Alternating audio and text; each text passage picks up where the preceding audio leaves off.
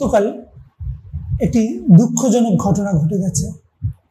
প্রযোজক সেলিম খান এবং চিত্রনায়ক শান্ত খান মারা গেছেন। চাঁদপুরে তাদের নিজেদের এলাকায় জনরোষের শিকার হয়ে মারা যান এই দুজন। শত শত মৃত্যুর মিছিলে এই দুজনের নামও থাকবে, কিন্তু অনেকেই এই দুজনের নাম নিতে চাচ্ছেন না, কারণ তারা বিগত সরকারের ঘনিষ্ঠ ছিলেন। সেলিম খান অত্যন্ত কাছের মানুষ ছিলেন সরকারের, প্রচুর দুর্নীতি করেছেন তিনি তার নিজ এলাকায়। এক পর্যায়ে তাকে গ্রেফতারও করা হয়, দীর্ঘদিন কারাগারেও ছিলেন তিনি। এলাকায় সেলিম খান অত্যাচারী হিসেবে পরিচিত হলেও, প্রশাসনের কাছে দুর্নীতিবাজ হলেও, সিনেমার মানুষদের কাছে কিন্তু তিনি একজন ত্রাতার মতোই আবির্ভূত হয়েছিলেন। 18-19 সালের দিকে তিনি যখন সিনেমা শিল্পে বিনিয়োগ করতে আসেন, তখন ঢালিউডের অবস্থা খুব একটা ভালো নয়। তিনি প্রথমেই নায়ক হিসেবে নেন শাকিব খানকে। 5-6টি ছবি তিনি প্রযোজনা করেন এই নায়ককে নিয়ে। সেই সময় শাকিব খানের ক্যারিয়ারও খুব একটা ভালো অবস্থায় ছিল না, ফলে একদম আনকরা একজন প্রযোজকের ছবিতেও কাজ করতে রাজি হয়েছিলেন শাকিব খান। সেই সময় অর্থনৈতিক দুরবস্থার মধ্যে শাকিব খানকে এই ছবিগুলো বেশ সহযোগিতা করেছিল। কিন্তু কিছুদিন পর শাকিব খান ও সেলিম খান, এই দুই খানের মধ্যে দ্বন্দ্ব শুরু হয়। এক পর্যায়ে এক প্রেস কনফারেন্সে শাকিব খান সেলিম খানকে স্টুপিড বলেও মন্তব্য করেন। শাকিব খান মন্তব্য করেছিলেন, অনেক ছবি করার চেয়ে ছবির মতো একটি ছবি করা উত্তম।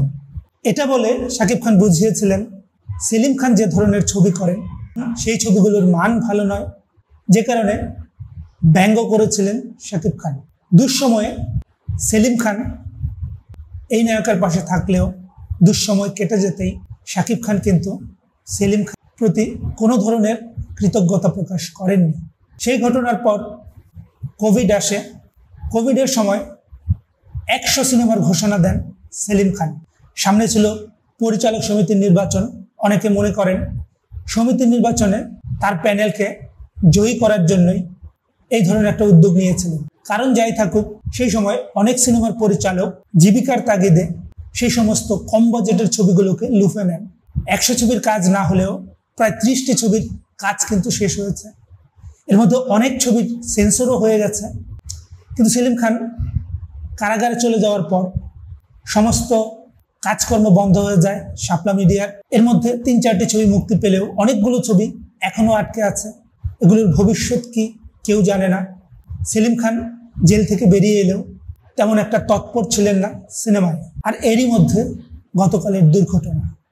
সেলিম খানের ছবি করে যারা নিজেদের অর্থনৈতিক দুরবস্থাকে দূরে ঠেলে দিয়েছিলেন, তাদের অনেকেই কিন্তু গতকাল সরব ছিলেন না সেলিম খানের মৃত্যুর পর।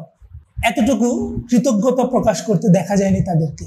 সেলিম খান দুর্নীতিবাজ হতে পারেন, তার টাকা কালো টাকা হতে পারে, কিন্তু এই নির্মাতারা কোনো রকম দ্বিধা ছাড়াই সেই টাকা গ্রহণ করেছিলেন, ছবির কাজ শেষ করেছিলেন, মুক্তির অপেক্ষায় ছিল ছবিগুলো। অন্নদাতার প্রতি কোনো ধরনের সহমর্মিতা কিন্তু অনেকের মধ্যেই গতকাল দেখা যায়নি। হাতে গোনা 2-4 জন ফেসবুকে দুঃখ প্রকাশ করেছেন, এর মধ্যেই সীমিত ছিল শোক প্রকাশ। আইনের চোখে, প্রশাসনের চোখে, দেশের মানুষের চোখে, ছাত্র জনতার চোখে সেলিম খান যেমনই হন না কেন, তার এলাকাবাসীর চোখে তিনি যতই খারাপ মানুষ হন না কেন, সিনেমার অন্তত কিছু মানুষের জন্য কাজ করেছিলেন সেলিম খান। সেটা নিয়েও বিরোধিতা আছে, সেটা কালো টাকা, দুর্নীতির টাকা, সে নিয়ে অনেক তর্ক আছে, বিতর্ক আছে। কিন্তু এই যে একজন মানুষের প্রতি অকৃতজ্ঞ হয়ে যাওয়া, আমাদের অমানবিক চেহারাটা হঠাৎ করে প্রকাশ হয়ে পড়া, এটা কিন্তু একেবারেই শিল্পী সুলভ নয়। কিন্তু শিল্পী, নির্মাতা, তারকাদের মধ্যে সেই বোধটুকু আমি দেখতে পাইনি। এমনও হতে পারে এই মুহূর্তে ছাত্র জনতার যে প্রতিরোধ, যে বিক্ষোভ, তার উল্টো স্রোতে তারা হাঁটতে চাননি, পথ চলতে চাননি। তবে তারা এই মানুষটিকে নির্মমভাবে পিটিয়ে মারার প্রতিবাদ করতেন। হয়তো সেই প্রতিবাদকে অনেকেই গ্রহণ করতে পারতেন না দেশের শত্রু হিসেবে, দুর্নীতিবাজ হিসেবে, কিন্তু তারপরও তাদের জায়গায়, তাদের বিবেকের জায়গায় তারা পরিষ্কার থাকতেন।